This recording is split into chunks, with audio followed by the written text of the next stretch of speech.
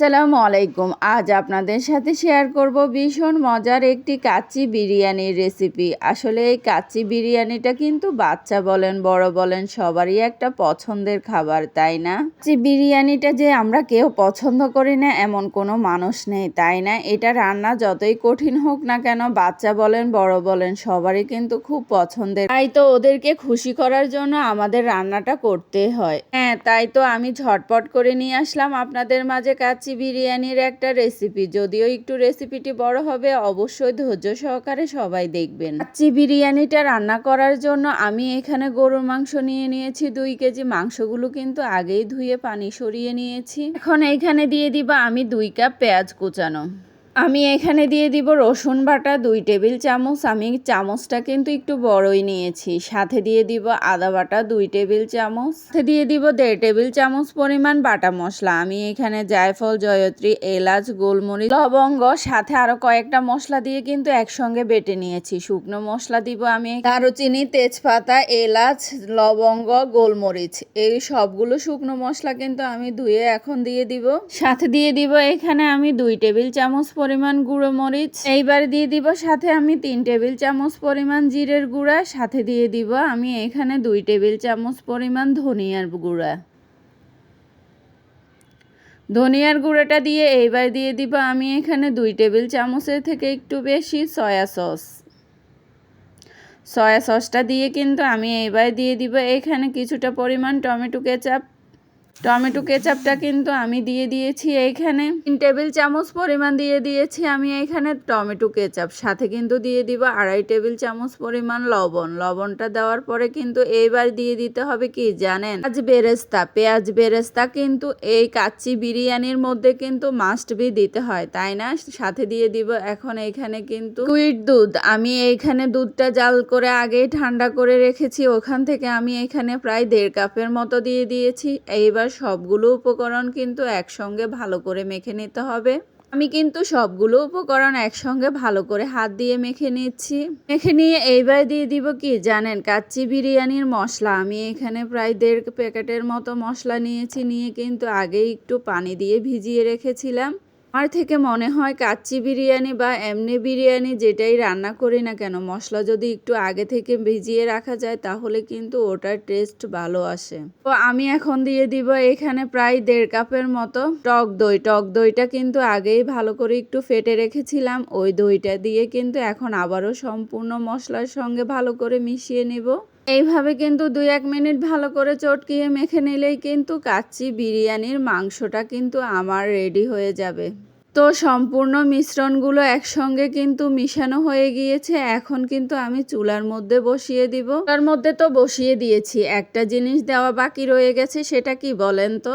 এবার দিয়ে দেব আমি যে পেঁয়াজ বেরেস্তা করেছি সেই তেলগুলো। পেঁয়াজ বেরেস্তাটা তো উঠিয়ে রেখেছি, এখন সেই তেলটা দিয়ে দিব। এটা দিয়ে কিন্তু 2-1টা বলক আসার আগেই ভালো করে নেড়ে চেড়ে দিতে হবে। আর হ্যাঁ, আমি এই মাংসটা কিন্তু বেশি সিদ্ধ করব না, কয়েক মিনিট এইভাবে নেড়ে চেড়ে একটু ভালো করে কষিয়ে কিন্তু আমি নামিয়ে ফেলবো। তো মাংসগুলো তো ভালো করে একটু নেড়ে চেড়ে দিয়েছি। এখন এইবার দিয়ে দিব একটা ঢাকনা। মিডিয়াম টু লো হিটে রেখে অবশ্যই দিতে হবে, না হলে কিন্তু নিচ দিয়ে পুড়ে যাবে। 10 মিনিট পরে আবারও এসে ঢাকনাটা উঠিয়ে আবারও ভালো করে একটু নেড়ে চেড়ে দিতে হবে। মাংস থেকে কিন্তু বেশখানি ঝোল বের হয়ে গেছে। এখন মাংসটা একটু ভালো করে নেড়ে চেড়ে দিব। মাংসগুলো তো ভালো করে নেড়ে চেড়ে দিয়েছি। এইবার দিয়ে দিবা আবারও একটা ঢাকনা।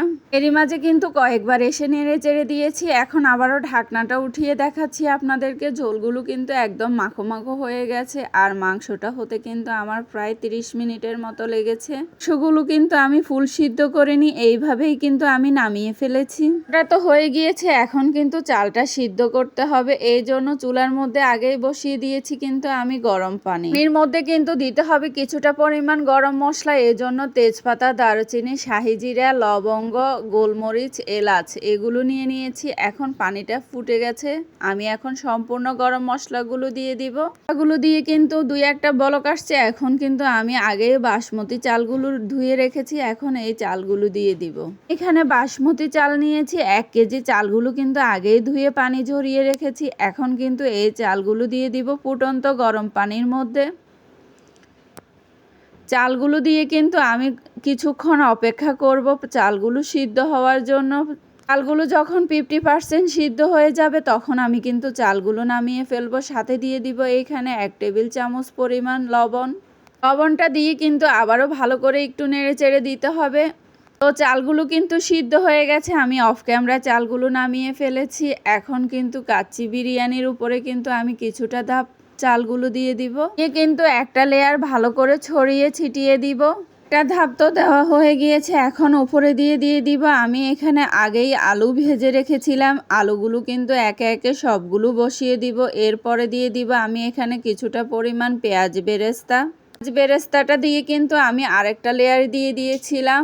প্রসেসে কিন্তু আমি আবারও আলুগুলো একদম গোল গোল করে একটা একটা করে বসিয়ে দিব। এইবার দিয়ে দিব সাথে বেশ কিছুখানি পেঁয়াজ বেরেস্তা।